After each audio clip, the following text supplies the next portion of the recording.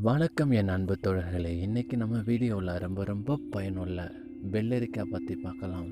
வெள்ளரிக்காய்ங்கிறது அந்த காலத்துலேருந்து இந்த காலம் வரைக்கும் எல்லோரும் விரும்பி சாப்பிடக்கூடிய ஒன்று. அதுவும் அதில் உள்ள நன்மைகள் பற்றி தெரிஞ்சிட்டா நீங்கள் கண்டிப்பாக தினந்தோறும் சாப்பிடுவீங்க.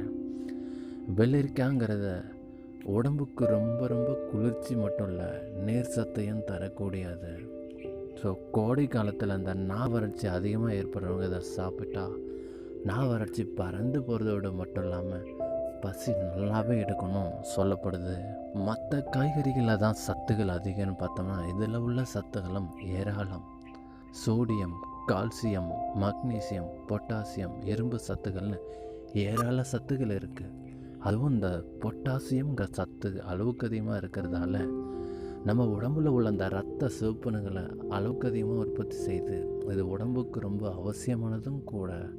ஸோ தயவுசெய்து இதை சாப்பிட்டு பாருங்கள், உடம்புல உள்ள ஆரோக்கியம் நல்லாவே தெரியும்.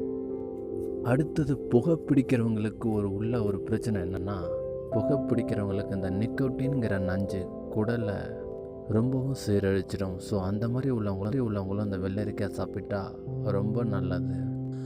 மூளை யாருக்கெல்லாம் ரொம்பவும் சூடாகுதுன்னு உணர்கிறாங்களோ அவங்கெல்லாம் இந்த வெள்ளரிக்காயை சாப்பிடும்போது அந்த மூளை ரொம்பவும் குளிர்ச்சி ஆகி ஒரு புத்துணர்ச்சி கிடைக்கும் அப்படிங்கிறதும் சொல்லப்படுது.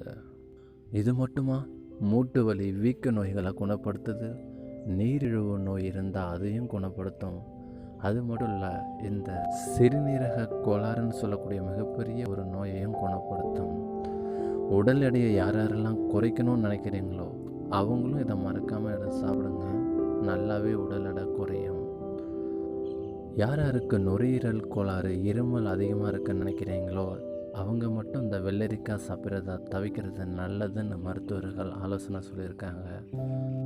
ஓகே வியூவர்ஸ், வெள்ளரிக்காய் சாப்பிடுங்க, உடம்பை நல்லாவே குளிர்ச்சியாக வச்சுங்க. இந்த வீடியோ எப்படி இருந்துச்சுன்னு மறக்காமல் கமெண்டில் சொல்லுங்கள். வீடியோ பிடிச்சிருந்தால் லைக் பண்ணுங்கள், உங்கள் சப்போர்ட் எனக்கு கொடுங்க. புது வியூவர்ஸாக இருந்தால் சப்ஸ்கிரைப் பண்ணுங்கள்.